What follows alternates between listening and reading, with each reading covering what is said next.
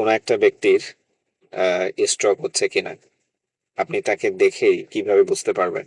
তো আজকের এই ভিডিওতে আমরা সেটাই বলবো যে কিভাবে আপনি একটা মানুষকে দেখেই বুঝবেন যে সেই ব্যক্তিটা আসলে স্ট্রোকের দিকে যাচ্ছে কিনা। আমি গোলাম রাব্বানী সেতু এমবিবিএস ফাইনাল ইয়ারে পড়াশোনা করছি।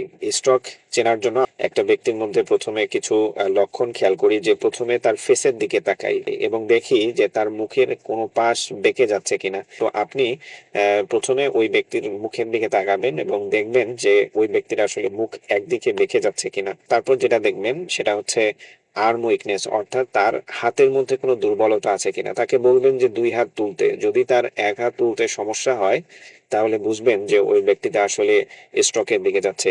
আরেকটা লক্ষণ যেটা দেখি সেটা হচ্ছে স্পিচ ডিফিকাল্টি, অর্থাৎ যদি আপনি ওই ব্যক্তির সাথে কথা বলতে যান তাহলে দেখবেন যে ওই ব্যক্তি ঠিকঠাক মতো কথা বলতে পারবে না, কথা বলতে গেলে তার কথা জড়িয়ে যাবে। এরপর টিতে হচ্ছে টাইম টু অ্যাক্ট, অর্থাৎ আপনি আইডেন্টিফাই করে ফেললেন যে কোনো একটা ব্যক্তির মুখ একদিকে বেঁকে যাচ্ছে, তাকে হাত তুলতে বললেন, তার একটা হাত তুলতে পারছে না ঠিকঠাক মতো, সে কথা বলতে গেলে তার সাথে কথা বলছেন, সে কথা বলতে পারছে না, কথা বলতে গেলে কথা জড়িয়ে যাচ্ছে।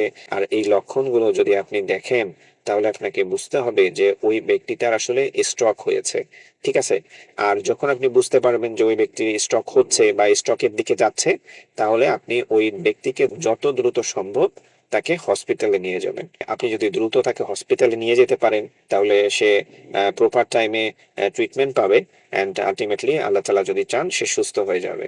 তো আল্লাহ তাআলা যেন আমাদের সবাইকে সুস্থ রাখেন, সেজন্য আমরা সবাই সবার জন্য দোয়া করবো ইনশাআল্লাহ। ধন্যবাদ।